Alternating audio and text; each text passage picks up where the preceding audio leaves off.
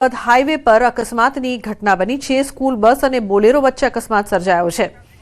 તો અન્ય મહત્વપૂર્ણ સમાચાર સામે આવી રહ્યા છે। ગુજરાતના ખેડૂતો માટે ખુશખબર સામે આવી રહી છે। ટૂંક સમયમાં ચોમાસાની પધરામણીના એંધાણ જોવા મળી રહ્યા છે।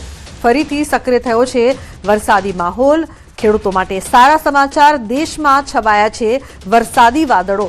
તો સેટેલાઇટ તસવીરમાં દેખાયો છે ચોમાસાનો રંગ। ગુજરાતના ખેડૂતો માટે ખુશખબર છે। ટૂંક સમયમાં ચોમાસાની પધરામણીના એંધાણ ફરીથી સક્રિય। વરસાદી માહોલ દેશમાં છવાયા છે। વરસાદી વાદળો છે તે સેટેલાઇટ તસવીરમાં દેખાઈ રહ્યા છે। ચોમાસાનો રંગ આપને દેખાડીએ અને સેટેલાઇટ તસવીરોના માધ્યમથી બતાવીએ। આ પશ્ચિમ ઘાટ છે। પશ્ચિમ ઘાટ પર વાદળોનો જમાવડો આપ જોઈ શકો છો। વાદળોનો આ જમાવડો છે તેના કારણે કહી શકાય કે હવે વરસાદ આવશે।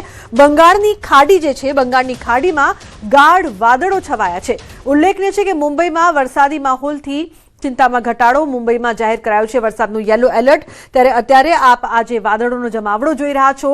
આ સેટેલાઇટ તસવીરોના માધ્યમથી અમે આપને દેખાડી રહ્યા છે જે ચોમાસાનો રંગ કહી શકાય। પશ્ચિમ ઘાટ પર આ વાદળોનો જમાવડો છે તે જોવા મળી રહ્યો છે। વધુ માહિતી મેળવીશું મારા સહયોગી લખમન પટાટ પાસેથી। લખમન, જે પ્રકારથી હવે કહી શકાય કે વરસાદનું આગમન ખેડૂતો માટે ખાસ કરીને ગુજરાતના ખુશખબર।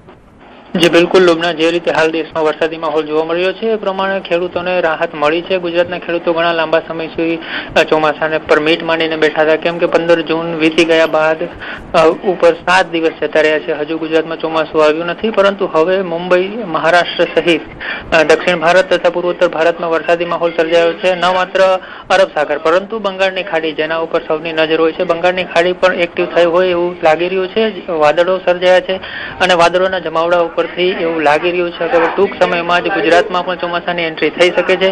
મુંબઈમાં પણ ગઈકાલથી વરસાદ શરૂ થયો છે। આજ સવારથી પણ ઘણા વિસ્તારોમાં વરસાદ છે। પૂર્વોત્તર ભારતમાં જોઈએ તો ત્યાં પણ 2.5 થી લઈને 5.5 ઇંચ સુધી એટલે કે ભારેથી લઈને અતિ ભારે વરસાદ નોંધાયો છે। અને કેરળમાં પણ કોચી આસપાસના વિસ્તારોમાં પણ સારો એવો વરસાદ નોંધાયો છે। એટલે અનુમાન એવું લગાવવામાં આવી રહ્યું છે કે હવે ધીમે ધીમે ચોમાસું છે તે વેગ પકડશે।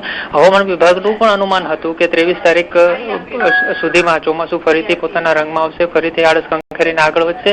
અને જે દક્ષિણ મહારાષ્ટ્રમાં જે ચોમાસું અટકી પડ્યું હતું 8 તારીખથી, હવે તે ધીમે ધીમે આગળ વધશે અને ન માત્ર મુંબઈ પરંતુ દક્ષિણ ગુજરાત, દક્ષિણ સૌરાષ્ટ્ર થઈને અને ગુજરાતના ભાગોમાં પણ આગળ વધી શકે છે। લુબના, બિલકુલ લખમણ, આભાર સમગ્ર માહિતી બદલ। તો ટૂંક સમયમાં